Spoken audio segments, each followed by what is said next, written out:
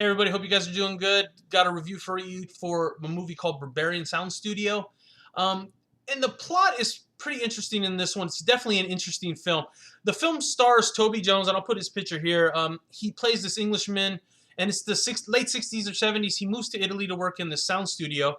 The way Italy worked in the 60s, 70s, I guess I'm not an expert on this stuff, but I guess they're shooting a lot of movies with no sound. After they shot the photography, they would go in the studio and record all the dialogue, all the sound effects. So Toby Jones's character finds himself in Italy, 60s, 70s or whatever, working on this movie. And once he gets to the sound studio, we never leave. And as he's working on this film, he gets drawn more and more and more into it. At the end, it has this very strange ending that's very ambiguous. Not that it's a bad ending, but it's very ambiguous. And there's not much more to say that he gets, other than the fact that he gets drug into this movie, basically, psychologically or whatever's going on. You're not really clear of what's going on the whole time.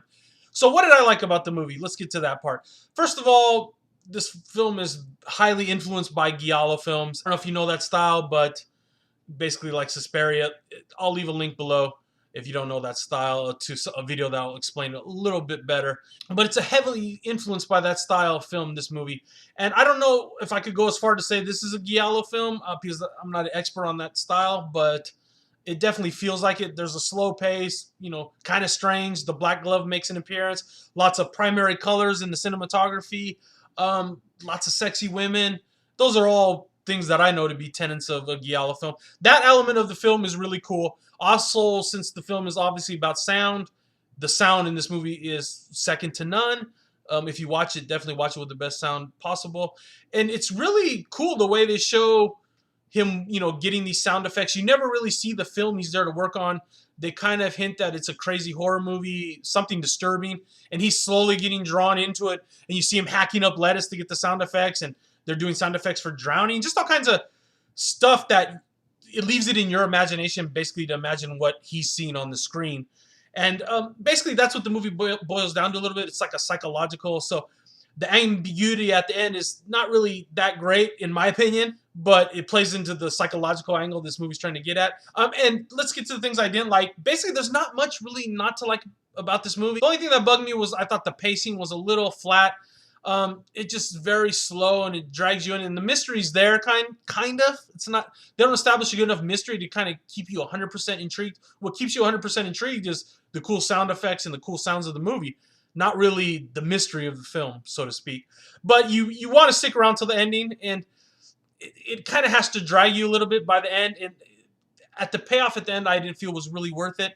I know some people are going to completely disagree because the ending is so ambiguous. You can kind of read what you want into it.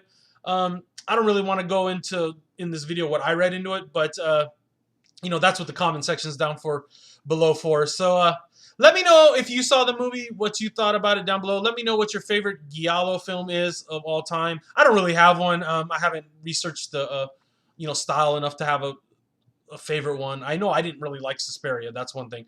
But what's your favorite Giallo film? Now, as far as Berberian Sound Studio goes, you're not going to get really any kills in this movie. There's no blood. Not that that's a bad thing. Everything else about this movie is excellent.